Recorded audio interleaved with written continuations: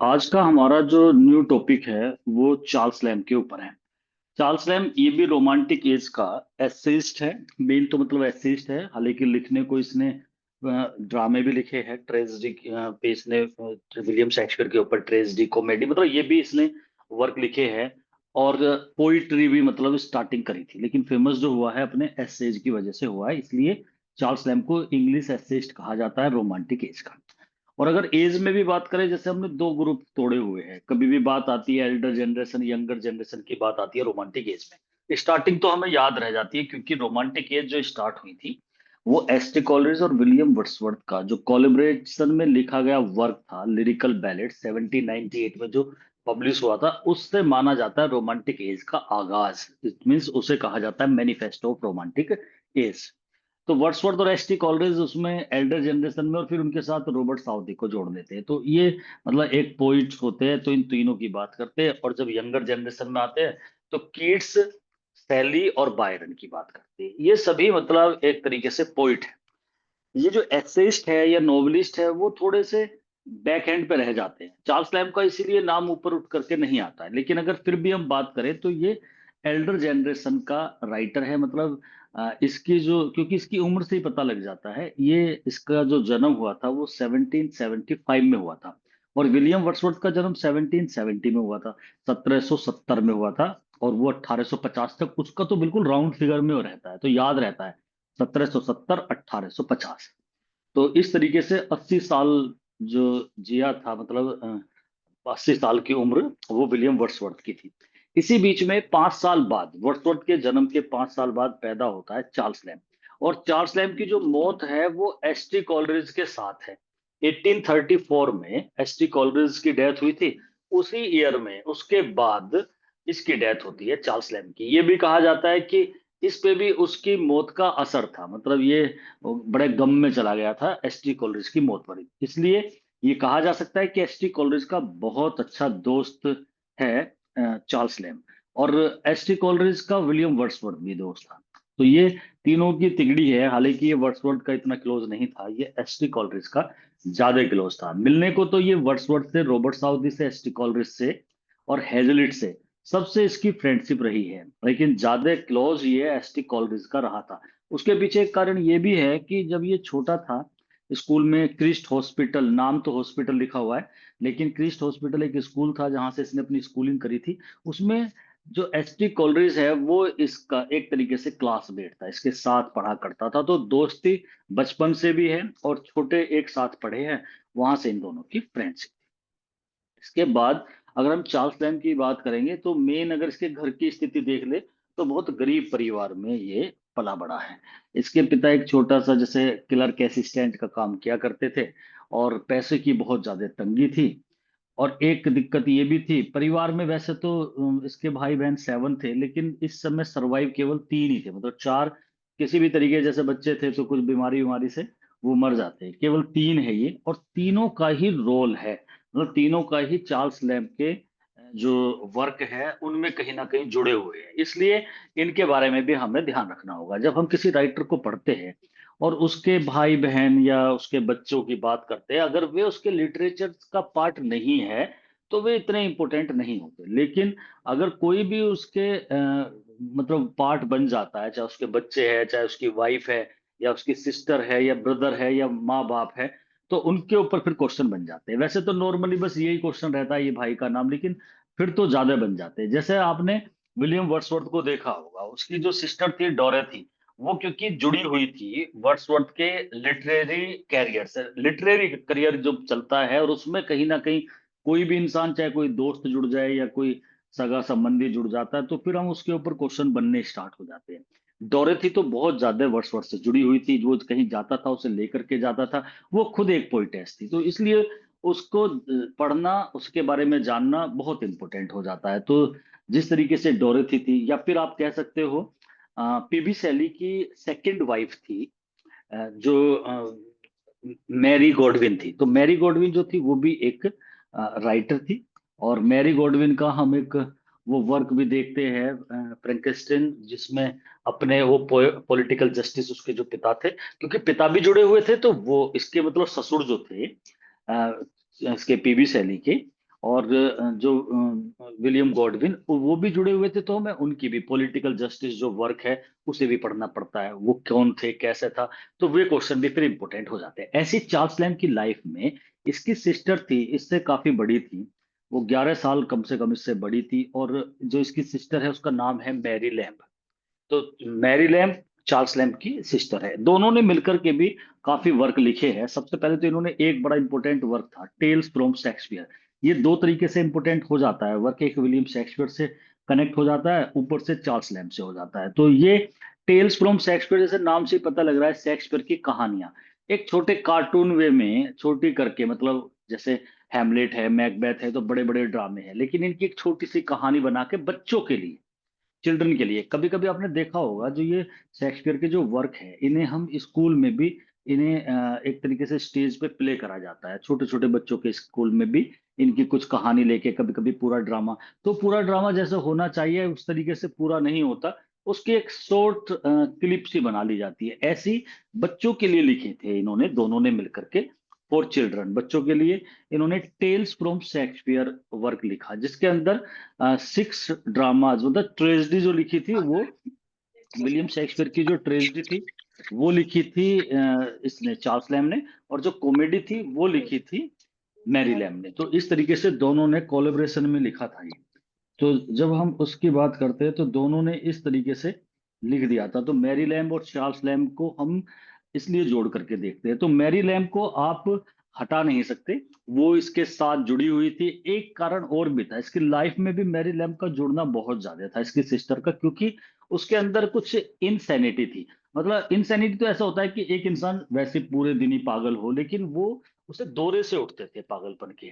और उस कारण क्या हुआ था, एक बार उस दौरे के उठने की वजह से ही इसने अपनी मदर को चाकू घोंप दिया था।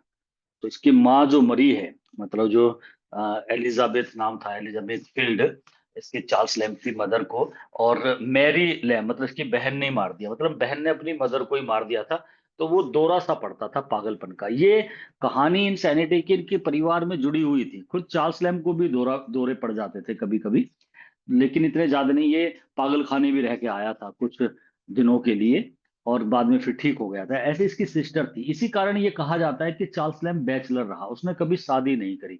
उसके पीछे भी यही कारण माना जाता है, कुछ तो गरीबी थी, और दूसरा कारण ये भी था कि इसकी जो सिस्टर थी ना, वो कभी भी पागल थी। इसे ये भी लगने लगा कभी ऐसा ना हो किसी दिन तेरी वाइफ कोई, मतलब वो भी खत्म कर दे। तो ये उसकी केयर रखता था, अपनी सिस्टर से लगाव था इसे, तो उसके साथ जुड़ा रहता था इस तरीके से। वो इसकी सिस्टर 11 साल पहले पैदा होती है, और फिर कई साल बाद, 11-12 साल बाद, मतलब वो मरती भी है। और कुल मिला के वो काफी लंबे समय तक रही। फिर इसी की कब्र जहां ये दफनाया गया था, वहीं पर उसे भी दफना दिया जाता है, इसकी सिस्टर मैरी अलेब को। एक लेडी इसकी लाइफ में आई जिसे ये एलिस विंटरटन के नाम से इसमें बात करता है। वैसे उसका नाम एन सिमंस था। वो इसकी लाइफ में आती है। 7 साल तक ये कहा जाता है कि इसका उससे अफेयर रहा, वन साइड रहा है, जैसा भी रहा, लेकिन कभी भी उसकी फिर शादी हो जाती है। एक बार्टेटम नाम था, इससे मतलब उसकी ना शादी हो पाती है। उसका ये जिक्र करता है क्योंकि अपने वर्क में, इसलिए मैं बता रहा था। तो इसे बीमारी भी रहती है, बीच बीच में सही रहता है। तो एक वर्क है इसका कॉन्वलसेंट, वो बीमारी से जुड़ा हुआ है, जहां पर इसने अपनी बीमारी के बारे में बात करी है।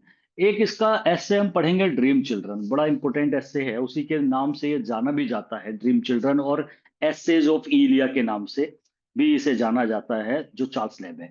कुछ राइटर ऐसे होते हैं वो स्टार्टिंग में अपने नाम को डिस्क्लोज नहीं करते, इसलिए भी नहीं करते कि कुछ सामाजिक दायरे को ध्यान में रखते हुए, और कोई सोचते हैं कि भाई क्या पता मेरे नाम से, या मुझे अभी कोई जानता नहीं है और ये सोचेगा कि इसके क्या बस की है। तो वे कुछ राइटर तो एनोनिमसली, मतलब बिना किसी नाम के भी लिख देते हैं, और कोई सैडो नेम ले लेते हैं।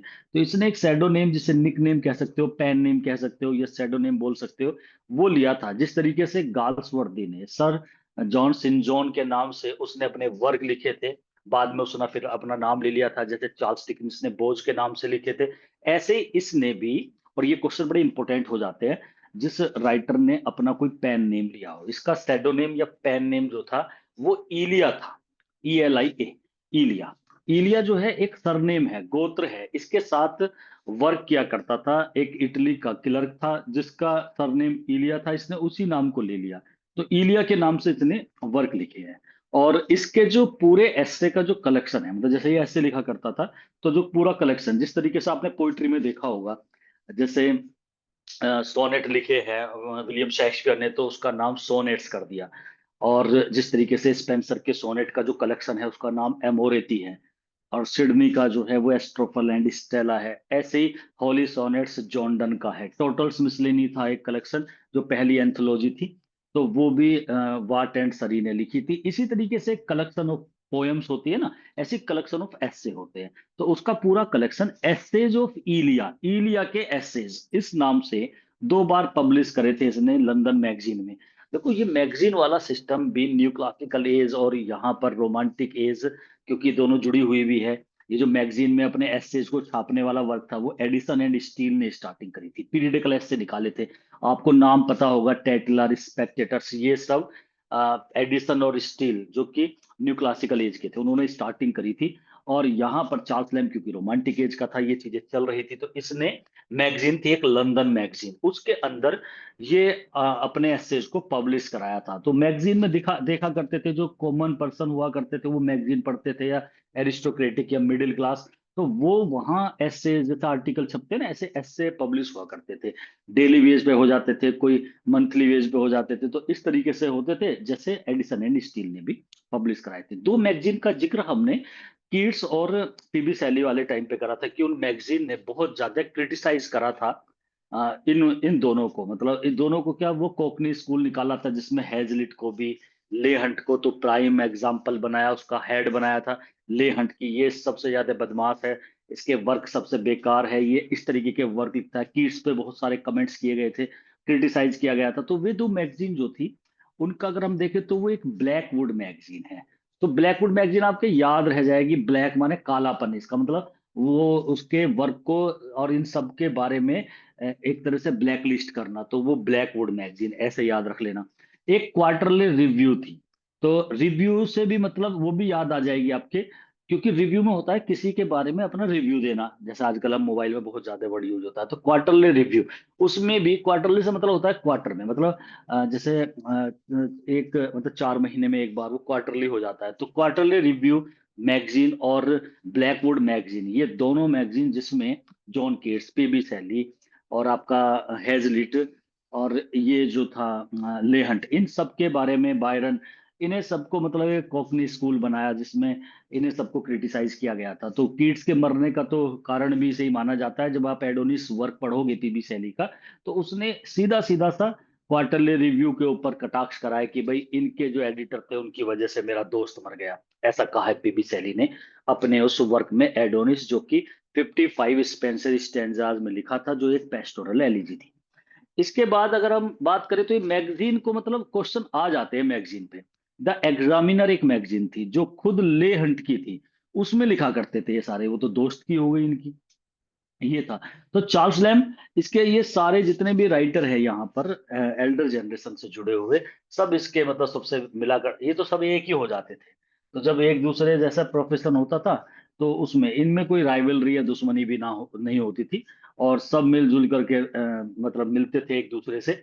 लेकिन कुछ पक्के दोस्त हो जाते थे, जैसे वर्ड्सवर्थ और एस टी कॉलरिज, जैसे एस टी कॉलरिज और चार्ल्स लैम्ब, जैसे पीबी शैली और जॉन कीट्स, बायरन भी है इनमें। तो ये कुछ बहुत पक्के पक्के से फ्रेंड रहे हैं, क्लोज फ्रेंड है।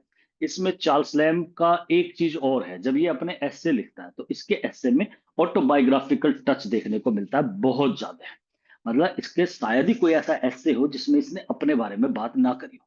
देखो दुखी तो ये है ही, एक तो ये गरीबी से है, इतना गरीब था कि इसने अपनी स्कूलिंग भी छोड़ दी थी।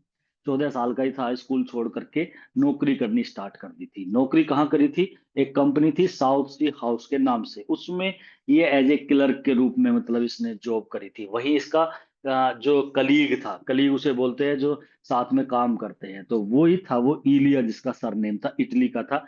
तो उसी के नाम को पकड़ करके इसने अपने एसेज में जो अपना पेन नेम लिया था, वो एसेज ऑफ इलिया ले लिया था। तो दुखी रहा, कई कारण रहे इसके दुख के। मैंने आपको जब भी बताता हूं कि जो आपके 17 राइटर्स है पीजीटी में, यूपी पीजीटी में, उनमें अगर हम बात करें, सबसे ज्यादा दुखी आत्मा, मतलब हालांकि ये पोइट जो होते हैं ना, ये सभी दुखी होते हैं, जब भी तो ये अपनी पोइट्री में इतना ज्यादा इमोशंस डालते हैं, लेकिन फिर भी ज्यादा दुखी की अगर बात करें, एसेइस्ट हो या फिर वो नॉवलिस्ट हो, चाहे वो पोइट हो, मतलब कोई भी राइटर, इन 17 राइटर्स में बहुत दुखी जो राइटर है वो पीबी शैली है, मैथ्यू आर्नोल्ड है, आपका थॉमस हार्डी है, और एक ये है चार्ल्स लैम्ब। ये भी बड़ा दुखी था। इसके साथ तो इतना ज्यादा गम है। एक तो सबसे ज्यादा परेशान जिसके घर में एक पागल बहन है, और जो इसके जन्म लेने से पहले ही पैदा हो गई है, जो इसके मरने के बाद में मरेगी, तो इसका मतलब पूरी लाइफ इसने उसे झेला है और उसकी केयर करी है, उससे लव करता था। इंसान कुछ ऐसे होते हैं, जैसे आपने कोई शराबी व्यक्ति देखे होंगे, जब वे शराब पी लेते हैं तो वो बिल्कुल बुरे हो जाते हैं, खूंखार हो जाते हैं, लेकिन जब वे बिना पिए होते हैं तो वे बहुत अच्छे होते हैं। तो फिर इंसान उनसे लगाव रखना स्टार्ट कर देता है कि ये तभी होते हैं बेकार। तो ऐसे ही अगर किसी के पागलपन का दौरा पड़ जाए, वो तब बुरा स्थिति में आ जाए, लेकिन वैसे वो बहुत अच्छा हो, तो फिर उसे छोड़ा नहीं जाता। ऐसे ही थी इसकी सिस्टर मैरी लैम, तो उसको लेकर के भी ये परेशान रहता था। एक परेशानी। दूसरी गरीबी थी, वो परेशानी। खुद की हालत भी ऐसी थी, मतलब अपना आप भी बीमार हो जाता था, तीसरी परेशानी। और चौथी परेशानी इसके साथ ये भी थी कि इसके जो बिलव्ड थी, मतलब जिसका मैंने नाम बताया था, एन सिमंड्स, वो भी उससे भी रिजेक्शन, उसने भी इसे रिजेक्ट कर दिया था और शादी किसी और से कर ली थी। तो जिंदगी में इतने गम थे, कोई खुशी नहीं थी कैसी भी। और ये चार्ल्स लैम्ब था। फिर ये राइटर बना। राइटर में सबसे पहले इसने पोइट्री पे वर्क करना स्टार्ट करा। तो पोइट्री स्टार्ट करता है, पोइट्री में सक्सेस नहीं हो पाया, ये फ्लॉप रहा। इसने फिर एस्से लिखे और कुछ इसने ड्रामे लिखे। देखो, जो एस्से लिख सकता है उसे ड्रामा लिखना कोई ज्यादा बड़ी बात नहीं होती, क्योंकि एस्से भी प्रोज में लिखे जाते हैं, नॉवेल भी प्रोज में लिखे जाते हैं, और ड्रामाज जो होते हैं वो भी प्रोज में होते हैं। पोइट्री और प्रोज में वाकई दिक्कत हो जाती है कि पोइट्री वाले प्रोज पे हाथ नहीं आजमाते और प्रोज वाले पोइट्री पे नहीं आजमाते। लेकिन इसने पोइट्री स्टार्ट जरूर करी थी, सक्सेस नहीं हो पाया था। क्वेश्चन ये भी आता है, चार्ल्स लैम्ब ने स्टार्टिंग किस चीज से करी थी? तो पोइट्री से करी थी। और इसने जो अपने एसेज वगैरह कुछ पब्लिश कराए हैं, वो लंदन मैगजीन में कराए हैं। जो इसके ये थे ना, एसेज ऑफ इलिया, जो कलेक्शन था एसेज ऑफ इलिया का, तो एक लंदन मैगजीन है। लंदन में भी एल आ रहा है और लैम्ब में भी एल है, तो लैम्ब की लंदन मैगजीन। ये मैं इसलिए भी बताना चाह रहा हूँ कि यहाँ पर ये चीजें, मैगजीन वाली चीजें बहुत ज्यादा है। जब आप शेक्सपियर को पढ़ रहे थे तब कोई इतना जिक्र इसमें था नहीं, लेकिन यहाँ जब आप पढ़ोगे तो मैगजीन वाले चीजें आएंगी। तो इसलिए मैं इसी चीज को बताना चाह रहा हूँ। जब आप पढ़ोगे इंडियन राइटर, तो वहां भी ये क्वेश्चंस नहीं बन पाएंगे। ये यही ज्यादा है। और ज्यादातर romantic as, new classical as में तो इनकी ज्यादा खिचड़ी सी पकी हुई रहती है और इन पे से क्वेश्चन उठाए जाते हैं। तो ये मैगजीन को मैं इसलिए जोड़ना चाह रहा हूँ। तो लंदन मैगजीन लैम्ब से जुड़ी हुई है, ये आपको ध्यान रखना है।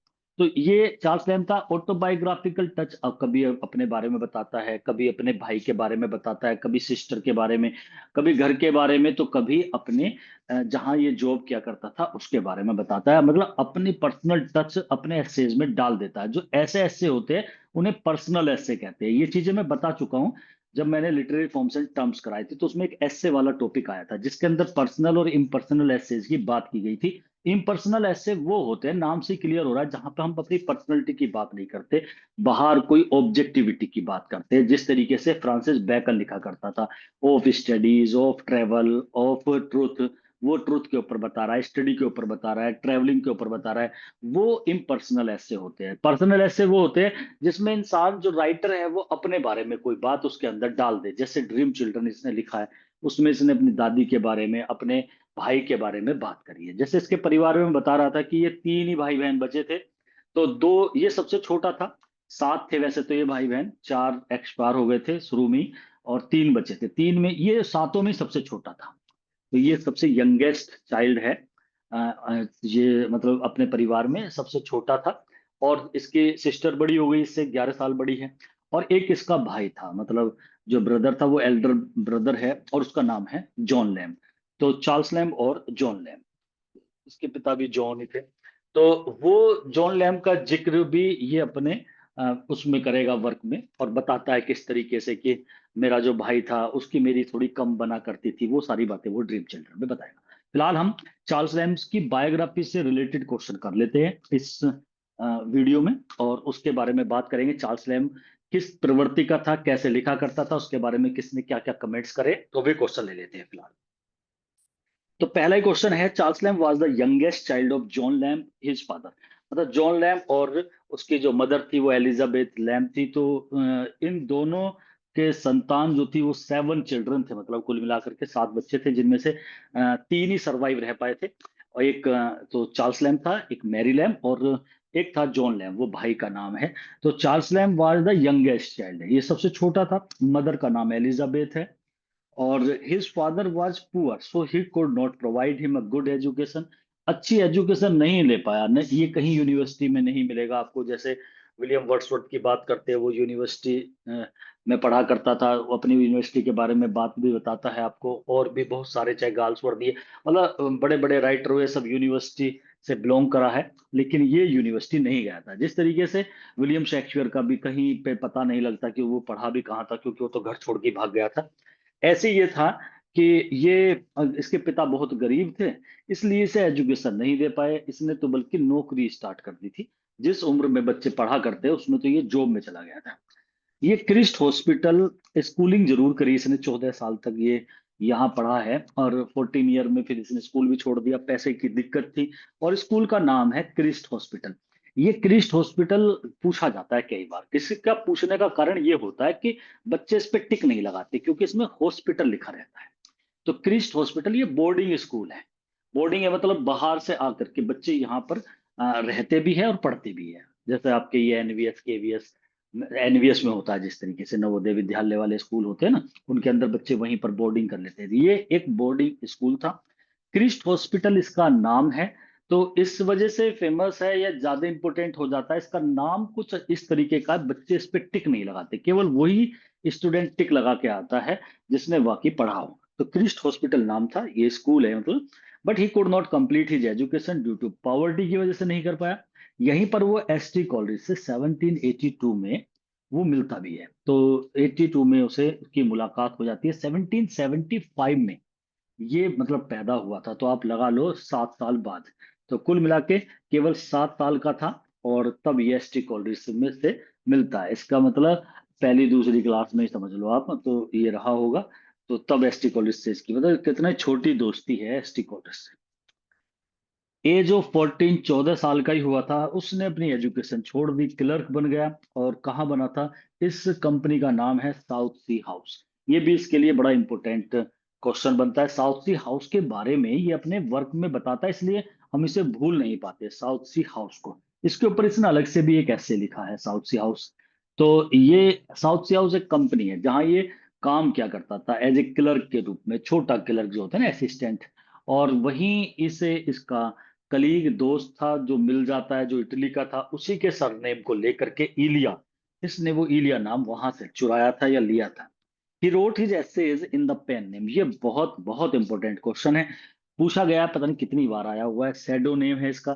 शैडो नेम तो ज्यादातर जहां भी किसी का भी हो वो पूछा जाता है। किसी वर्क का कोई सेकंड टाइटल होता है, वो बहुत इंपॉर्टेंट क्वेश्चन होता है हमेशा।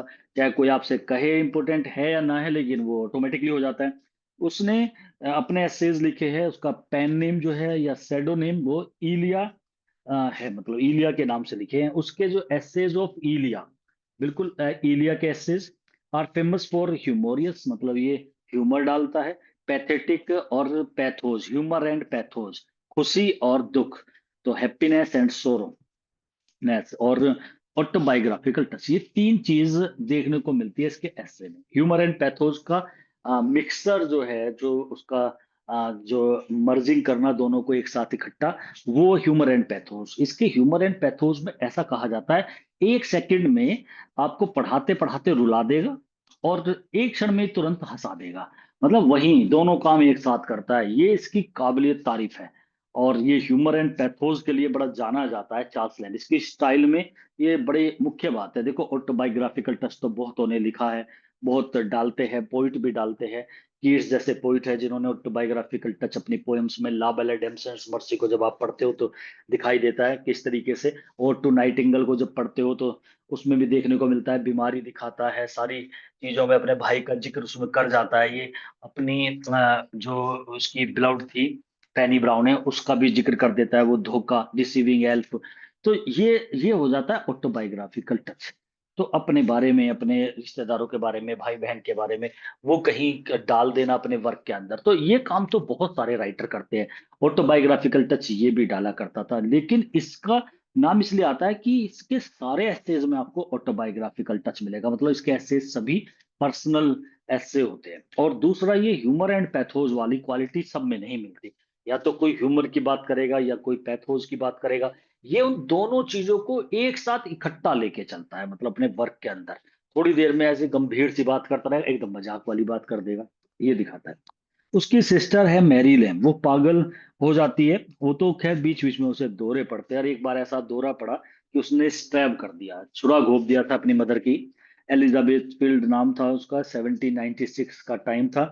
And bounded her father in her insanity, और एक बार अपने पापा के भी मार दिया था, लेकिन वो बच गए थे, लेकिन मदर मर गई थी। तो ऐसा काम भी उसने किया है। Lamb belongs to romantic age, ये रोमांटिक एज से है, और अगर देखें तो एल्डर जनरेशन में ही है, मतलब वर्ड्सवर्थ एसटी कोलरिज से मिल रहा है। तो आपको ज्यादा ध्यान भी देने वाली बात नहीं, इस पे कभी पूछा भी नहीं जाता। पोइट पूछे जाते हैं एसटी कॉलरिज, वर्ड्सवर्थ और रॉबर्ट साउदी। लेकिन अगर ये क्वेश्चन मैं आपको ना भी बताऊं कि ये एल्डर जनरेशन से जुड़ा हुआ है, तो भी आप इसे कराओगे अगर ये क्वेश्चन आ जाता है। वो करने का आधार क्या होता है कि भाई क्या ये पीबी शैली और बायरन, या ये जो है आपका पीबी शैली, बायरन और कीट्स, क्या इनसे किनके साथ दोस्ती थी, उनके साथ रहता था, या इसकी दोस्ती एसटी कॉलरिज, रॉबर्ट साउदर, वर्ड्सवर्थ के साथ है, क्योंकि वे एल्डर जनरेशन के हैं। तो एल्डर जनरेशन है, तो इसका मतलब उनके समकालीन ही रहा होगा ये तो। जब ये उनसे जुड़ा हुआ है, तो ये भी एल्डर जनरेशन में ही हो जाता है। तो Lamb belongs to romantic age की एल्डर जनरेशन से जुड़ा हुआ है। He decided to remain bachelor, उसने डिसाइड किया था कि यार शादी नहीं करूंगा कभी भी। एक कारण तो गरीबी इतनी ज्यादा थी, और दूसरा उसकी जो सिस्टर थी वो बहुत ज्यादा बीमार रहा करती थी। तो इसने सोच लिया था कि भाई शादी नहीं करनी है, कि ये भी दिक्कत थी, दूसरे के बालक को ले आओ और कभी पता लगे जैसे मेरी माँ को मार दिया इसने, एक दिन उसे भी खत्म कर दे, तो वो बड़ी दिक्कत वाली बात थी। इसकी जो डेथ थी, एसटी कॉलरिज जो इसका काफी क्लोज फ्रेंड रहा था, उसने 1834 में एसटी कॉलरिज की डेथ हो जाती है। ये बड़ा धक्का लगा था इसे, अब उसका दोस्त मर गया था। और ये भी डाइड होता है in the same year. He left Mary behind him, Mary जो इसकी सिस्टर थी वो रह जाती है। और he was buried in Edmonton, ये जहां बरी होता है वो नाम भी हमें याद रख लेना होता है, एडमंटन में ये जाकर के दफना दिया जाता है। ऐसे दो इंसान देखो, दोनों रोमांटिक एज के जो दोस्त रहे एक दूसरे के, उसमें पीबी सैली और कीट्स का भी नाम आता है। तो जैसे ही कीट्स मरता है 1821 में, और उसके 4-5 महीने बाद मतलब ये भी मर जाता है, मतलब वर्क लिखता है लेकिन एक साल बाद, सॉरी 1822 में वो जो पीबी सैली है उसकी भी मौत हो जाती है। तो कहीं ना कहीं दोनों जो पक्की दोस्ती थी वो कीट्स और सैली की है, और एसटी कॉलरिज की चार्ल्स लैम्ब के साथ है। तो दोनों में ऐसे ही होता है। ये तो उसी ईयर मर जाता है, और ऐसा कहा जाता है कि उसका गम बहुत ज्यादा था इसे। He made friendship with Coleridge, Southey और हैजलिट। तो हैजलिट जो है ये भी एक एसेइस्ट है, चार्ल्स लैम्ब भी एसेइस्ट है, और रॉबर्ट साउदे जो है वो एक पोइट है। और रॉबर्ट साउदे जो एल्डर जनरेशन से भी जुड़ा हुआ है, और वो आपका लेक पोइट्स भी है। 3 लेक पोइट्स के नाम आते हैं। लेक पोइट्स का मतलब होता है जो लेक डिस्ट्रिक्ट में रहा करते थे। लेक माने झील भी होती है, क्योंकि उस डिस्ट्रिक्ट में झील बहुत ज्यादा थी, वो ऐसा ही हिली एरिया था, तो वहां पर लेक डिस्ट्रिक्ट उसका नाम रख दिया था। वहीं से ये 3 व्यक्ति निकल करके आए थे, जिसमें वर्ड्सवर्थ एसटी कॉलेज और रॉबर्ट साउदी था। तो इन्हें लेक पोइट्स के नाम से जाना जाता है। और इसने फ्रेंडशिप एसटी कॉलरिज से भी करी थी, रॉबर्ट साउदे से भी करी थी, और हेजलिट से भी।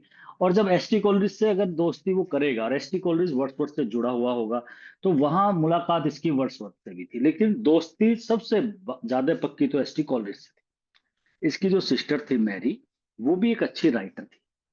अब ये भी उसमें काबिलियत थी। तो ऐसा नहीं था कि वो पागल थी, वो हर समय पागल रहती थी, उसे फिट्स आते थे, दौरे पड़ते थे पागलपन के। जब पड़ते थे तो ठीक है वो पागल है, नहीं तो वो फिर बहुत समझदार थी, और एक वो भी एक राइटर थी वाज आल्सो मैड, वो मैड भी थी और राइटर भी थी, दोनों ही चीज थी। Lamb was suffered from a hereditary disease. Heredity मतलब ये चला ही आ रहा था इसके परिवार में, इसी बीमारी से ये भी पीड़ित था। ए स्ट्रीक ऑफ मैडनेस, मैडनेस की एक स्ट्रीक मतलब एक पागलपन का एक दौरा पड़ना, मतलब बीच बीच में अटैक पड़ जाने पागलपन के। तो ये बीमारी चार्ल्स लैम्ब को खुद भी थी। लैम्ब ने ये जो नाम लिया था इलिया, ये भी क्वेश्चन पूछ लिया जाता है, ये सरनेम है एक इटली का, उसके साथ में ही वर्क किया करता था, क्लर्क था साउथ सी हाउस उसी कंपनी में जिसमें ये काम किया करता था, वहां इलिया नाम उसने उस इटली के व्यक्ति के नाम का सरनेम को ले लिया था। Lamb is called the Prince of English essayist. जब हम एसेइस्ट, इस पे बड़े इंपॉर्टेंट क्वेश्चन होता है, अगर आपसे ये पूछ ले फादर ऑफ एसेइस्ट कौन है, तो मॉन्टेन का नाम आता है, जो फ्रांस का था, फ्रांसिस मॉन्टेन। तो मॉन्टेन का नाम क्यों आता है?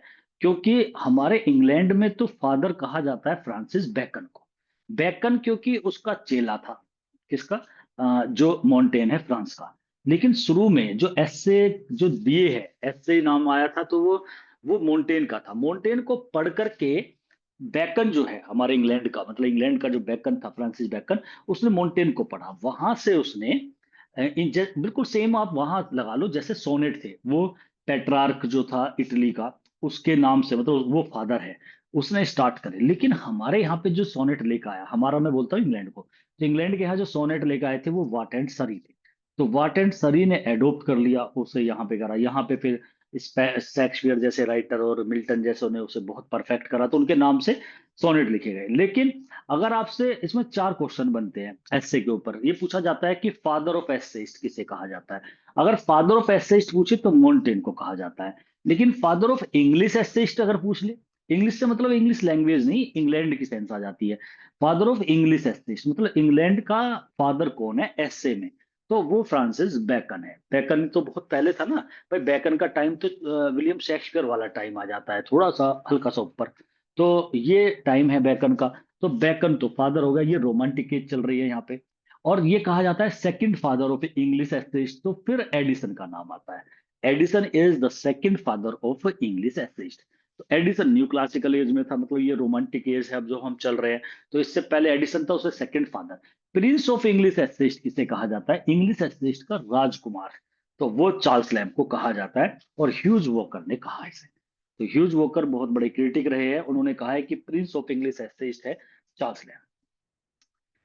ये कहा जाता है स्टाइल के बारे में, चार्ल्स लैम्ब की स्टाइल के बारे में देखो क्या कहा जाता है। स्टाइल से मतलब है लिखने की कला। इलियास जो इलिया की स्टाइल, अब इलिया की स्टाइल तो मतलब इलिया तो चार्ल्स लैम्ब को ही कहा जाता है।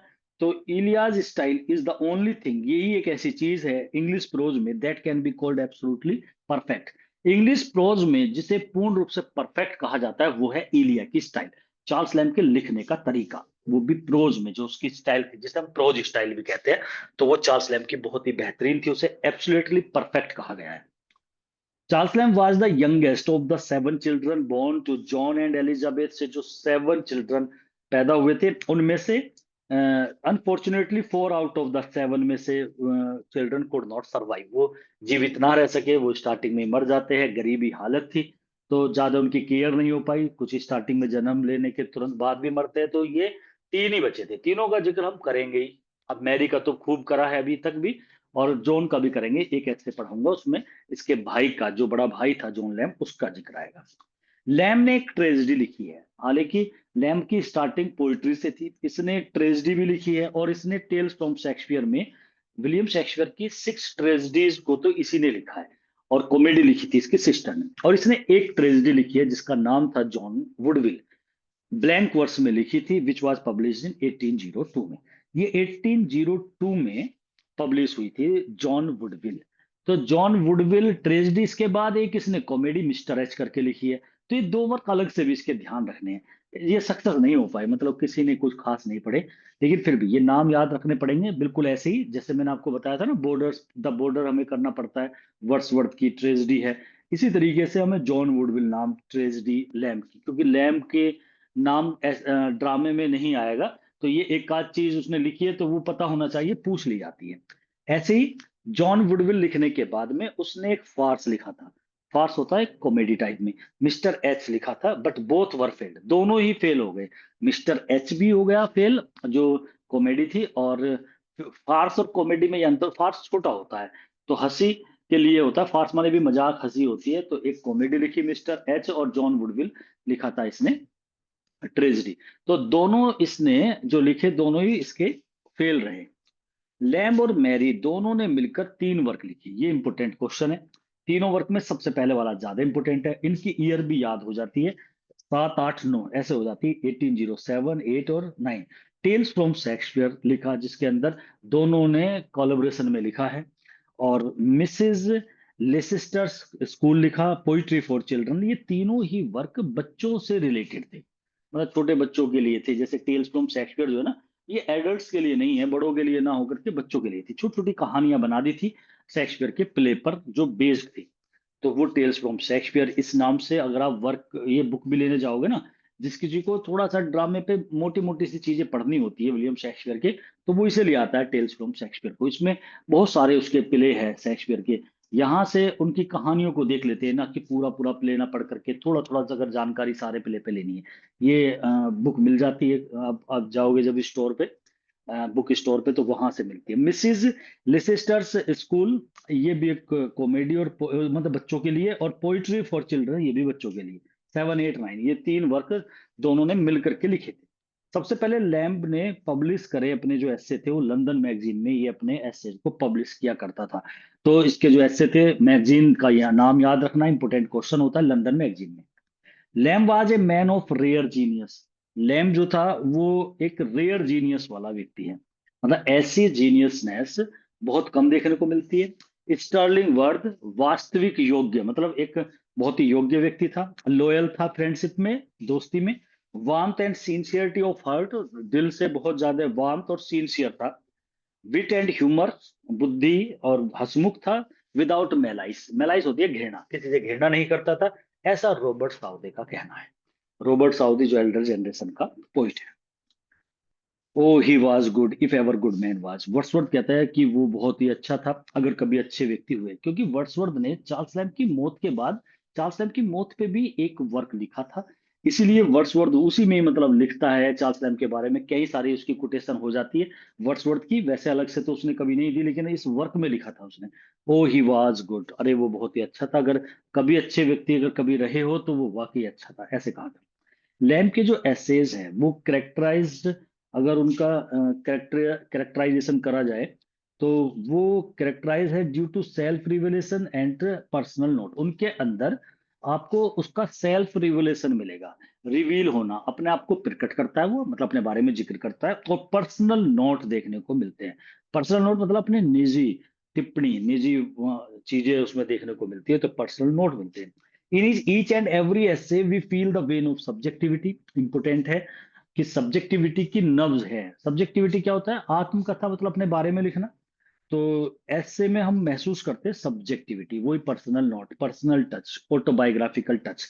ये वाल्टर पीटर कहता है कि सब्जेक्टिविटी है। I am the subject of my book. अब इससे बड़ी बात और क्या कहेंगे, चार्ल्स लैम्ब ने खुद ही कह दिया कि मैं ही सब्जेक्ट हूँ अपनी किताब का, मतलब मैं जो लिखता हूँ उसमें अपने बारे में जरूर डालता हूँ। जो ह्यूमर है लैम्ब के साथ इज नेवर फार ट्रेजिडी। हैम के जो ह्यूमर है ना लैम्ब के साथ, वो ट्रेजिडी से दूर नहीं है। ट्रेजिडी माने दुख हो गया, ह्यूमर माने खुशी हो गई। तो खुशी और दुख दोनों साथ साथ है, दूर नहीं है ट्रेजिडी से। थ्रू हिज टीयर्स, अपने आंसुओं के दौरान, थ्रू हिज टीयर्स, उसके आंसुओं के थ्रू माने आंसुओं से, you may see the rainbow in the sky. आप उसके आंसुओं से रेनबो को देख सकते हो आकाश में। मतलब ये कहा जा रहा है, आपने रेनबो का कभी चित्र देखा हो? जब रेनबो होता है तो धूप सी भी खिली रहती है और बारिश भी होती रहती है।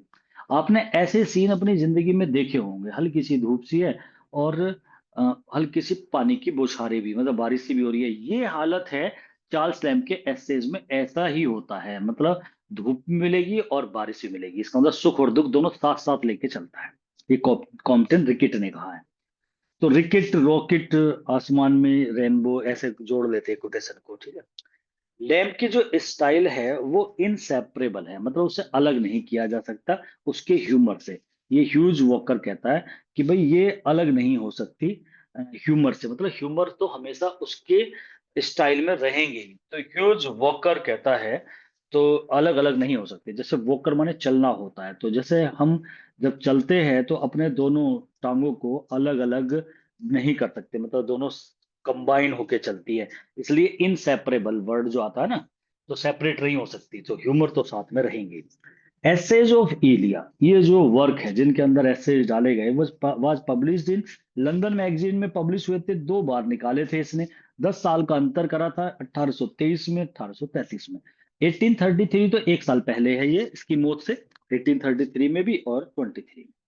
1795 जो 17, देखो मैं जो बार बार कहता हूँ ना, उसकी मौत से 1 साल पहले है, एसटी कोलरिज की मौत के साथ है, 5 साल बाद पैदा हुआ वर्ड्सवर्थ के, 11 साल पहले इसकी सिस्टर पैदा हुई, ऐसे ये कैलकुलेशन से भी हमारे ईयर याद रहती है। ये भी तरीका होता है, मतलब इतने ज्यादा आपका भी देखो, कोई भी इतना ज्यादा याद नहीं कर सकता, उसे हर समय अपने माइंड में फिट रख रखा है, तो ये बड़ा काम होता है, तो इसलिए इसका याद रखना बड़ा वो लेंथी हो जाता है। तो इसमें भी मतलब ये भी चीज ध्यान रखनी होती है, तो याद करने का हमारा तरीका ऐसे ही, हमें जो वर्क होते हैं नीचे, मतलब जितने कमेंट करते हैं, तो उन क्रिटिक्स को भी किसी न किसी तरीके से जोड़ लेना चाहिए। 1795 ये ईयर वो थी जिसमें वर्ड्सवर्थ एसटी कॉलेज से मिला था, यही वो ईयर है कि ये Robert Southey, Robert he met Robert Southey और वर्ड्सवर्थ, इसका मतलब रॉबर्ट साउदे और वर्ड्सवर्थ से चार्ल्स लैम्ब जो मिला था, उसका वही टाइम था जो जब हमने वर्ड्सवर्थ पढ़ी थी, तो वर्ड्सवर्थ एसटी कॉलेज से मिला था 1795 में, फिर दोनों ने मिलकर के लिरिकल बैलेट 1798 में पब्लिश करा दिए थे। इन the same year he became insane. अब ये भी देखो, ये भी ईयर इससे जुड़ गई, हालांकि ये क्वेश्चन कभी नहीं पूछा गया कि ये कब पागल हुआ था, कौन सी जो इसे एकदम दोहरा सा पड़ा था, तो तभी पड़ा था जब ये वर्ड्सवर्थ और साउदी से मिला था। मतलब ऐसा नहीं है कि इनके मिलने से पड़ा था, वो उस ईयर में पड़ा था। और ये इंसेन हो गया था। And Lamb had to spend 6 weeks in asylum, इसे 6 सप्ताह, तो इसका मतलब 1.5 महीने के आसपास एजलम हो जाता है, मतलब पागल खाने में रहा था ये। 1804 में ये हेजलिट से मिलता है, तो हेजलिट से भी मिला, ये हेजलिट भी इससे जुड़ा हुआ हो गया। The most lovable figure in English literature में, इंग्लिश लिटरेचर में सबसे लवेबल फिगर जो कही है, वो ईवी लुकास ने कहा है। तो लवेबल लुकास, लुकास और लवेबल, ये आपको इस तरीके से याद करना है कि भाई ये लुकास ने कहा है इसके बारे में। वर्ड्सवर्थ ने कंपोज माने लिखी, लिखा है, एक इपिटैफ पोयम लिखी है। इपिटैफ पोयम क्या होती है? इपिटैफ होता है किसी की समाधि पे कोई लाइन लिख दो, वो इपिटैफ है, जो उसकी समाधि के ऊपर गोद दी जाए, लिख दी जाए, और वो इपिटैफ होता है उसका। अब इपिटैफ पोयम क्या है? जो किसी की मौत के बाद, जैसे एडोनिस लिखी है पीबी शैली ने, तो वो एक तरीके से उसकी डेथ पे एक इपिटैफ समझो, मतलब उसके बारे में लिख दिया, उसे समर्पित कर दी। तो जब ये मर जाता है चार्ल्स लैम्ब, तो वर्ड्सवर्थ एक पोयम लिखता है, कंपोज्ड एंड इपिटैफ पोयम है चार्ल्स लैम्ब के लिए। क्या है वो? रिटिन after the death of Charles lamb, ये नाम है उस पोयम का, रिटिन after the death of Charles lamb. ये वर्ड्सवर्थ है। दोनों तरीके से क्वेश्चन इंपोर्टेंट है विलियम वर्ड्सवर्थ की तरफ से भी। दोनों ही आपके राइटर आपके सिलेबस में है। 4 राइटर आपके सिलेबस में रोमांटिक एज के। यूपी पीजीटी की अगर बात करें तो उसमें विलियम वर्ड्सवर्थ का नाम आता है। 3 तो पोइट हो जाते हैं, जॉन कीट्स का आता है, पीबी शैली का है, और एक एसेइस्ट है चार्ल्स लैम्ब, जिसे हम आज पढ़ रहे हैं। तो ये 4 राइटर है रोमांटिक एज के। उसके बाद फिर 4 ही राइटर आपके विक्टोरियन एज के आएंगे, और एक राइटर मॉडर्न एज का आएगा। ये क्रम भी है एज का। तो 4 और 4 8, और एक 9, और एक शेक्सपियर 10, ऐसे हो जाते हैं। आगे फिर 4 राइटर इसमें अमेरिकन के होंगे, और 3 अमेरिकन के हैं, और फिर 4 राइटर आपके इंडियन राइटर है, वो भी 3 है, सॉरी। मतलब अमेरिकन के आपके जो राइटर है वो 4 है, और 3 राइटर आपके इंडियन राइटिंग के। तो यहाँ ये है कि death, return after the death of Charles Lamb. The first essay in essays of Elia जो है ना, कलेक्शन ऑफ एसेज है, उसमें जो पहला एसे था ना, वो द साउथ सी हाउस ही है, मतलब उसका नाम ही साउथ सी हाउस है। तो एसेज ऑफ इलिया में पहला एसे था साउथ सी हाउस। इसमें अपने वही सारे उसके बारे में बताया उसने, जहां वो वर्क किया करता था, which was publish in London magazine में 1820 में पब्लिश कर दिया था। मैरी लैम्ब को दफनाया गया था, उसके भाई की कब्र में ही दफना दिया था। और 1847 ये 34 में एक्सपायर हुआ था। तो ये 34, तो इसका मतलब 13 साल बाद, 11 साल पहले इसका जन्म हुआ मैरी लैम्ब का, और 13 साल बाद ये मरी थी चार्ल्स लैम्ब के। और 13 साल बाद इसे उसी कब्र में दफनाया गया था जहां इसका भाई था। ये इसने ही कहा था कि भाई जब मैं मरूं तो मेरे भाई के उसमें। For thy sake tobacco, tobacco ये तंबाकू होता है, ये इसमें एक बुरी आदत थी चार्ल्स लैम्ब में। ये मतलब एडिक्ट एडिक्ट था किसका? टोबैको का। तो ये टोबैको को करता था, for thy sake tobacco I would do anything but die, तेरे लिए हे टोबैको मैं सब कुछ कर सकता हूँ सिवाय मौत के। ये चार्ल्स लैम्ब कहता है। तो टोबैको को बीच में इसने छोड़ भी दिया था। ये कहा जाता है कोई नशा हो जाता है उसे छोड़ते तो दिक्कत, इसे दिक्कत भी होने लगी थी, तो टोबैको, ये भी कहा जाता है कि कोई इससे भी मतलब इसकी मौत का वो जोड़ा जाता है, ज्यादा पिया करता था ये टोबैको, ये तंबाकू होता है। From childhood to old age he gives the reader the means of tracing him. Childhood से लेकर ओल्ड एज तक, मतलब बचपन से लेके बुढ़ापा तो खैर इसे इतना आया ही नहीं है। और सारी उम्र अगर इसकी देखे तो 34 और +5, 39 ईयर का था ये, मतलब 39 साल का जब ये मर गया था। तो चाइल्डहुड से लेके मतलब लास्ट टाइम तक ही गिव्स द रीडर, उसने रीडर को दिया है द मीन्स माने साधन, कि भाई मुझे ट्रेसिंग कर लो आप, मतलब मेरी पहचान कर लो, मुझे चिन्हित कर लो, मेरे बारे में जानकारी ले लो। उसने अपने एसेज में रीडर को पूरा मौका दिया है, क्योंकि वो अपने बारे में लिखता है, और जो इंसान अपने बारे में लिख रहा है, तो उसने रीडर्स को पूरा मौका दिया है उसे ट्रेसिंग करने का, कि आप मुझे ऊपर से नीचे तक पूरा भाप लो। ह्यूज वॉकर ने कहा है। तो ह्यूज वॉकर का ये वाली कोटेशन भी ऐसे याद हो जाती है, चाइल्ड एज से लेके ओल्ड एज तक, तो हम यहां से यहां तक चले। वॉक माने चलना होता है ना, तो ह्यूज माने होता है काफी बड़ा, विशाल, मतलब वैसे तो नाम है ये, लेकिन फिर भी हम ऐसे याद करें, ह्यूज वॉकर, बहुत लंबी चाल चलना, वॉक करना। तो हम बचपन से बुढ़ापे तक चले, उसमें मतलब इसके चार्ल्स लैम्ब का जो बचपन से लेके बुढ़ापे तक है, वहां तक जो सारे रीडर को इसने मौका दिया है कि भाई आप मेरे बारे में समझ लो, तो ये ह्यूज वो करने का ही है, तो आप भूलोगे नहीं, मतलब इस तरीके से। लैम्ब एक आर्टिस्ट है with words not easily satisfied. जो लैम्ब एक आर्टिस्ट है, ऐसे वर्ड के साथ आर्टिस्ट है कि जिसे इजीली सेटिस्फाइड नहीं किया जा सकता। तो एक आर्टिस्ट कलाकार है जो आसानी से संतुष्ट नहीं हो सकता, ल्यूकस ने कहा है। एडवेंचर्स ऑफ यूलिसिस, ये चिल्ड्रन बुक है एक, बच्चों के ऊपर। तो एडवेंचर्स ऑफ यूलिसिस के एडवेंचर, ये यूलिसिस वही है जिस पे टेनिसन ने एक पोयम लिखी है। टेनिसन को जब आप पढ़ोगे, या जिन बच्चों ने पढ़ा होगा सबके याद रहता है, एक ड्रामेटिक मोनोलॉग है यूलिसिस, और उसमें यूलिसिस का एक कैरेक्टर है। यूलिसिस कैरेक्टर जो है, ओडिसियस के नाम से जो कैरेक्टर हकीकत में है, जो इलियड ओडिसी में आपने देखा होगा, जब ये ट्रॉय का युद्ध हुआ था, तो वहां एक कैरेक्टर था जो इथाका का राजा था, और ओडेसियस नाम था, लेकिन उसका नाम यूलिसिस लिया, इंग्लैंड में उसे यूलिसिस के नाम से जाना जाता है। तो यही वो यूलिसिस है जिसके ऊपर टेनिसन ने एक पोयम लिखी है। और विलियम जेम्स जॉयस, जिसका नाम स्ट्रीम ऑफ कॉन्शियसनेस में भी आता है, उसने एक नोवेल लिखा है यूलिसिस करके। और फिलिप है, उसने एक ड्रामा लिखा है यूलिसिस। और एडवेंचर्स ऑफ यूलिसिस लिखे हैं, ये चिल्ड्रन बुक थी, ये 1808 में चार्ल्स लैम्ब ने लिखी है। तो मतलब यूलिसिस पे भी 4 वर्क आपके सामने हैं, जिनमें से 2 वर्क तो ऐसे हैं जो आपके सिलेबस में ही लगे हुए हैं। एक टेनिसन की पोयम है यूलिसिस, वो ड्रामेटिक मोनोलॉग है। यूलिसिस अपने साथियों से बोलता है कि भाई अब तैयार हो जाओ हमें लड़ाई के लिए, हमने बहुत लड़ाई लड़ी है, इसलिए आराम से बैठना, निठल्ला राजा बनने में कोई फायदा नहीं है, और कुछ एडवेंचर्स वर्क करने चाहिए।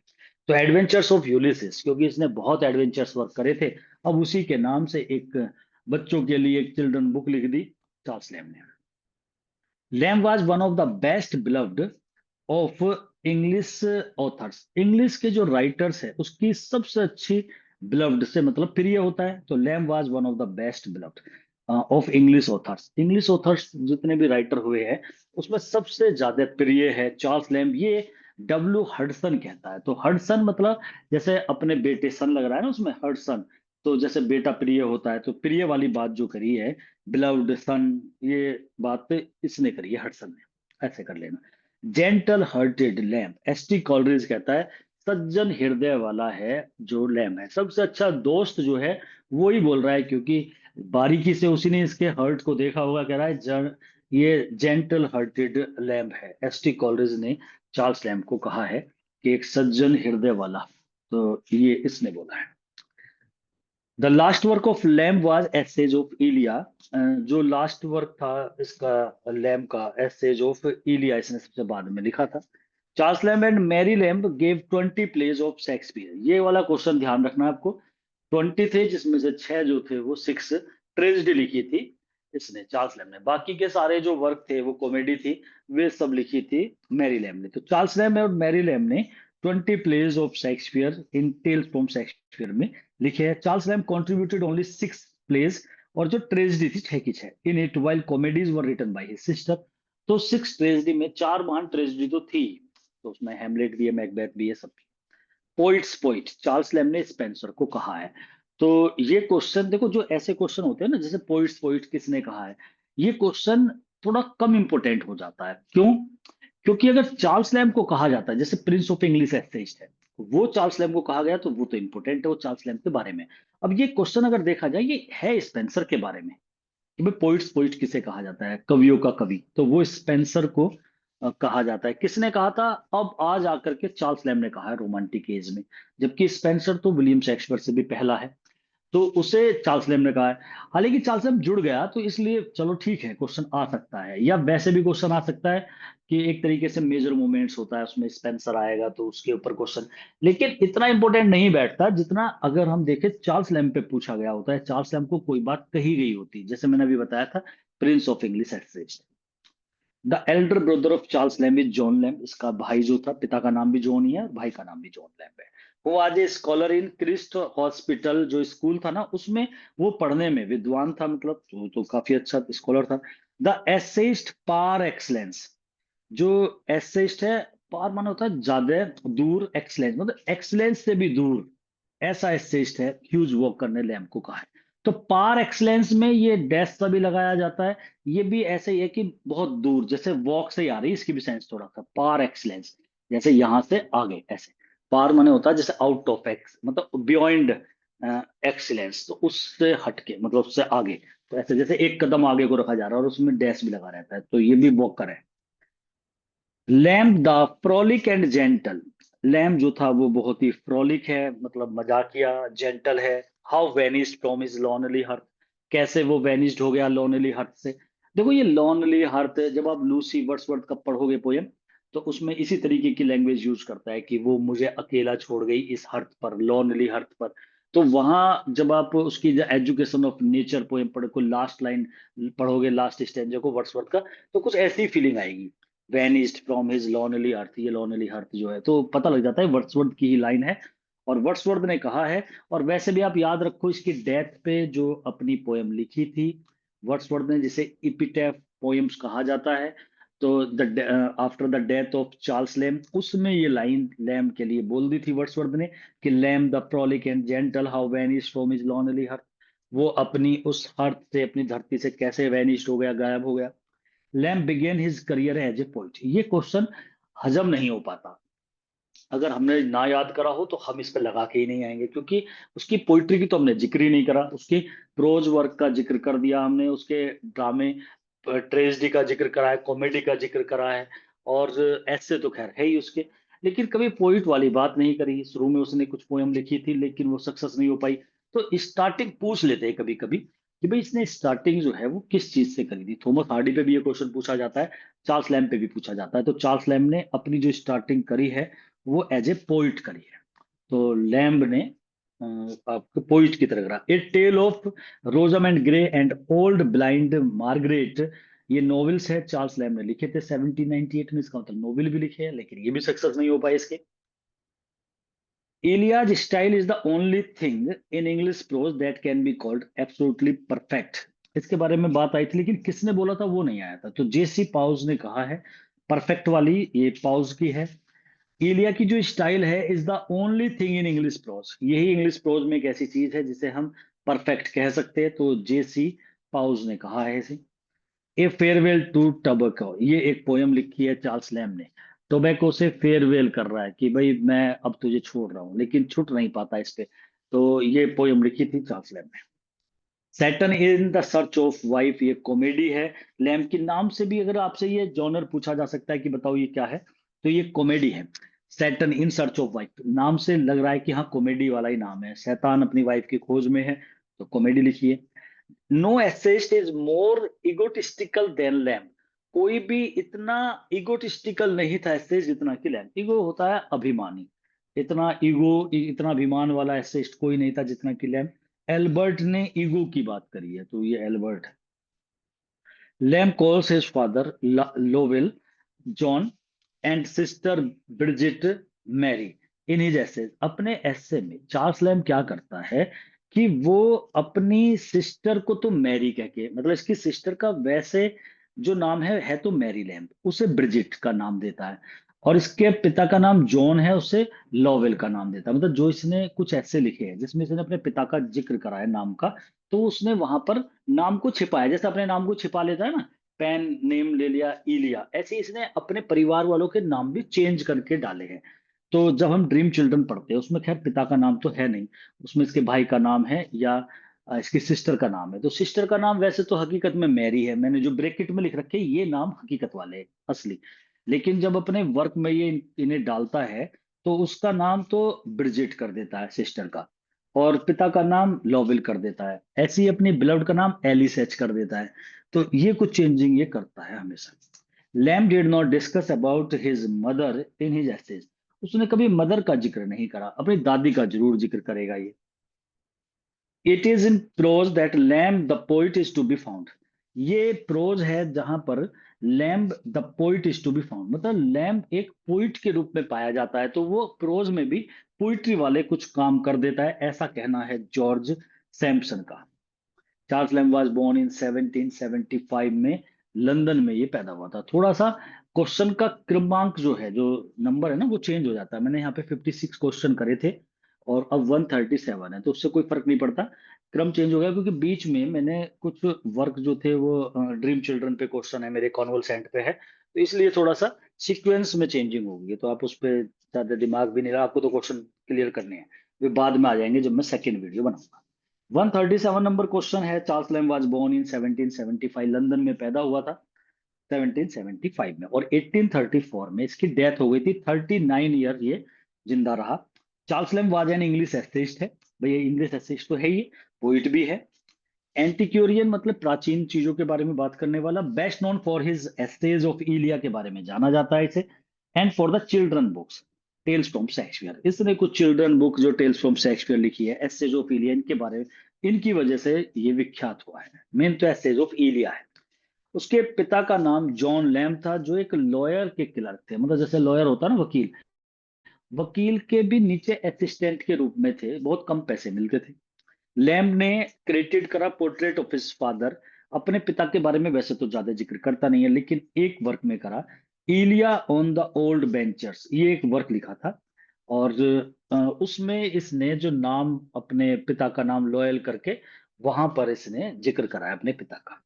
इट इज बिलीव्ड, ऐसा माना जाता है कि लैम्ब जो था उसे स्मॉल पॉक्स, जो चेचक की बीमारी है, वो भी अर्ली ईयर्स में जब ये छोटा था तो वो बीमारी लग गई थी, which forced him into a long period of convalescence, जिसमें ये कॉन्वलसेंस वाले टाइम पे आ गया था। अब ये कॉन्वलसेंट करके इसने एक ऐसे लिखा है, ये वर्ड, ये एक बार पीछे अभी जो पेपर हुआ था उसमें इसका, इसके बारे में पूछा था शायद, what is the mean of convalescent, हाँ ये पूछ लिया था।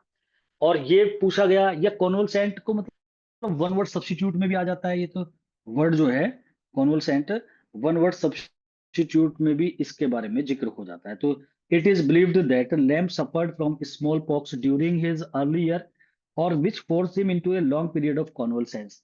कॉन्वलसेंट वाला जो है, इसे तो मैं बहुत बढ़िया तरीके से जब पढ़ाऊंगा इस ऐसे को तो आपको इसका मीन बता दूंगा, फिलहाल के लिए समझ लो। कॉन्वलसेंस वो स्थिति होती है जब इंसान बीमार होता है और जब वो रिकवरी करता है, मतलब बीमारी से वो थोड़ा सही, बिल्कुल सही नहीं होता, सही होने वाली जो स्थिति होती है, मतलब अगर वो 100% बीमार है और 0% वो बिल्कुल सही हो जाएगा, तो जैसे ही वो 30-35% पे आता है, मतलब उसकी बीमारी वाला ग्राफ नीचे को चल के सही की तरफ को चलता है, उस स्थिति को कॉन्वलसेंस बोलते हैं। तो ये कॉन्वलसेंस वाला जो पीरियड होता है, एक लंबा पीरियड इसने झेला है, मतलब जैसे स्मॉल पॉक्स हुआ ऐसे, तो चेचक की जो स्मॉल पॉक्स की जो बीमारी थी उससे सही होने वाली जो इसकी दशा है उस पे आता है। Christ hospital was a typical English boarding school, जो क्रिस्ट हॉस्पिटल था वो इसका क्रिस्ट हॉस्पिटल मतलब स्कूल ही था, वो एक विशिष्ट इंग्लैंड का मतलब बोर्डिंग स्कूल है, और बहुत सारे students later wrote of the terrible violence they suffered there, बहुत सारे स्टूडेंट्स थे जो जिन्होंने बाद में लिखा है टेरेबल वायलेंस, मतलब जो इसमें से निकल के गए हैं उन्होंने जो वहां सफर किया था ना, थोड़ी हिंसा वाली चीजें, परेशानी वाली वे जो देखी, वो सब लिखा है उसमें, जो वहां से निकल के गए हैं students. Lamb began to work on prose first in a novella, जब इसने शुरुआत में इसने पोइट्री लिखी, फिर ये प्रोज वर्क लिखने लगा। प्रोज वर्क में सबसे पहले जो लिखना इसने स्टार्ट करा, मतलब ऐसे से पहले फर्स्ट इन्हें नोवेला लिखा इसने, एंटाइटल रोजम एंड ग्रे लिखा, which tells the story of a young girl. Rosamund Gray लिखा है इसने, नोवेला है, मतलब नोवेल तो लेंथी हो जाता है, उससे छोटा नोवेला। तो इसने स्टोरी लिखी एक यंग गर्ल के बारे में, जिसका कैरेक्टर जो है ऐसा माना जाता था कि वो बेस्ड था किसके ऊपर, जो इसकी बिलव्ड थी, जिसका नाम था Ann Simmons. An early love interest, जिसमें शुरू में इसने लव इंटरेस्ट लिया था, तो एन सिमंस इसकी बिलव्ड है। जो एक यंग गर्ल के बारे में इसमें रोजामेंड ग्रे में जो डाला है इसने, तो अपने उस बिलव्ड के बारे में लिखा है। और ये ही थी जिसका नाम ये एलिस एच के नाम से डालता है। जब ड्रीम चिल्ड्रन में आपको पढ़ाऊंगा तो उसमें ये अपनी इस बिलव्ड के बारे में बात करेगा, लेकिन उसका नाम एलिस एच करेगा।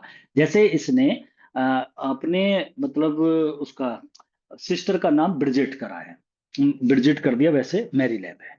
लैम की अपनी पोएम्स है, on the Lord prayers, vision of repentance, the young cathedral, ये कंपोज्ड एट मिडनाइट। ये कुछ नाम मैंने इसलिए लिखे हैं कि पिछली बार एक बार इस पे क्वेश्चन आ गया था, मतलब केवल नाम ही पूछ लिया गया था इनमें से कौन सा वर्क चार्ल्स लैम्ब का है या नहीं है। तो आपको बस एक बार इन पे ध्यान देना है, तो नाम है, इंपोर्टेंट नहीं है। बस ऐसा है कि नाम सामने रह जाए तो ये तो खैर हमें और राइटर के भी करने होते हैं कि ये आ जाता है क्वेश्चन, इनमें से कौन सा वर्क चार्ल्स लैम्ब का नहीं है, ऐसा आया था। और इसीलिए फिर मैंने ये क्वेश्चन बनाया। Charles Lamb was born in Crown Office Row, Inner Temple, London में इनर टेम्पल 1775 में। एक क्राउन ऑफिस रो मतलब ये एक कॉलोनी थी, वहां इसका मतलब जन्म हुआ था। चार्ल्स लैम्ब का जो पहला वर्क था was a sonnet which was published with S T Coleridge poems of various subject. S T Coleridge की पोएम्स ऑफ वेरियस सब्जेक्ट के साथ मिलकर के चार्ल्स लैम्ब ने अपना सबसे पहला सोनेट लिखा था। He road 4 sonnets in it, इसके अंदर उसके 4 सोनेट्स थे। तो यहां से मैंने बताया था ना, पोइट्री से इसने स्टार्टिंग करी, सक्सेस नहीं हो पाया बिल्कुल भी। ए tale of Rosamund grey novella लिखा था इसने, was his first separate work in 1798। ये इसने अलग हटके, अगर आपसे कोई ये पूछ ले कि वो तो इसने कोलैबोरेशन में लिख दिया एसटी कॉलेज के साथ, लेकिन अलग हटके जो वर्क लिखा था पहला, वो एक नोवेला लिखा था ए टेल ऑफ रोजामेंड ग्रे, जिसमें अपने बिलव्ड के बारे में बात करी। इट वाज नॉट सक्सेस, ये भी सक्सेस नहीं था। इस नोवेला में lamb shows the character of his beloved, जो एलिस एच है या सेमंस है, तो एन सेमंस के बारे में इसने लिखा है। Old familiar faces is the most famous poem of Charles lamb की। ओल्ड फेमिलियर फेसेस जो है ये सबसे फेमस पोएम रही है, जो थोड़ी बहुत चली है, नहीं तो इसकी तो पोइट्री चली ही नहीं है। लैम्ब ने द वाइफ्स ट्रायल भी लिखा है, एक ब्लैंक वर्स प्ले है 1828 में। ये कोई फेमस प्ले नहीं है, लेकिन नाम की वजह से मैं आपके सामने ला रहा हूं इन्हें। लैम्ब ने specimen of English dramatic poets who lived about the time of Shakespeare, इतना लंबा टाइटल है ये, 1808 में ये वर्क लिखा है। लैम्ब ने on the tragedy of Shakespeare इन 1811, हालांकि ये तो याद रह जाएगा टाइटल आपके, on the tragedy of Shakespeare, ये ट्रेजेडी के बारे में लिखा करता था, तो 1811 में ये भी लिखा है। Lamb wrote the pawnbroker.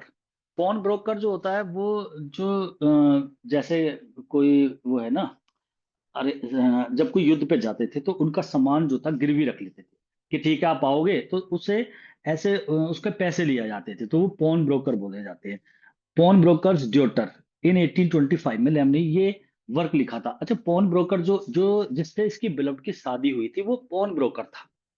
Pawn broker उन्हें बोलते हैं जो जब कोई युद्ध पे जाता है तो अपना सामान रख के चले जाते हैं कि भाई आप इसे, मेरे सामान को संभाल के रखना 1 साल 6 महीने 8 महीने, फिर वो उसका किराया दे देते थे, तो उसे पॉन ब्रोकर बोलते हैं। तो इसका जो वो बार्टेटम है जिससे इसकी बिलव्ड की शादी हुई थी, वो पॉन ब्रोकर ही था। लैम रोट एलिना, ये भी वर्क लिखा था 1867 में। और the scorner of the fields, Wordsworth ने लैम को कहा है the scorner of the fields, मैदान को स्कॉर्न करने वाला, त्यागने वाला। ये लाइन जो है ना, the scorner of the fields to a skylark, जो पोयम है विलियम वर्ड्सवर्थ की, उसमें वो स्काई लार्क के लिए कहता है कि ये ग्राउंड को स्कॉर्न करके चला जाता है, उसमें रहता है, लेकिन निगाह इसकी वॉच करता रहता है ग्राउंड को भी, कभी ग्राउंड पे नहीं रहता स्काई लार्क पक्षी। वो स्कॉर्नर है फील्ड का, मैदान का, लेकिन वो आकाश में रहता है, फिर भी उसका ध्यान अपने बच्चों पर, उन पे भी रहता है। तो the corner of the field, ये पता लग जाता है ये लाइन वर्ड्सवर्थ की होगी। तो वर्ड्सवर्थ ने लैम्ब को कहा है कि the corner of the field है ये। और ये एक तरीके से मतलब थोड़ा इमेजिनेशन में ऊपर को उड़ान भरता है। वर्ड्सवर्थ ने लिखा है on the death of Charles Lamb पर, return after the death of Charles Lamb, उसने चार्ल्स लैम्ब के बारे में लिखा है, और इस वर्क में लिखा था, तो बताया था मैंने आपको। Charles Lamb also work as a clerk in British East India Company जो आई थी, 25 ईयर्स तक ये इसमें भी क्लर्क रहा था। साउथ सी हाउस कंपनी में जो रहा ही था, जो ईस्ट इंडिया कंपनी आई थी उसमें भी ये एक क्लर्क के रूप में वर्क करा था इसने।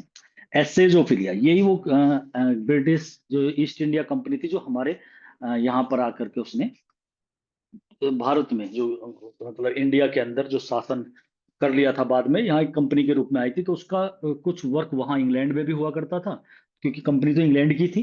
तो उस कंपनी में भी इसने वर्क करा है। Essays of Elia work criticised by Robert Southey ने quarter review entitled the progress of infidelity. तो यहाँ पर एसेज ऑफ इलिया जो इसने लिखे थे, वे क्रिटिसाइज कर दिए रॉबर्ट साउदी ने, उनके बारे में कुछ कमियां निकाल दी थी। था तो उसका फ्रेंड ही।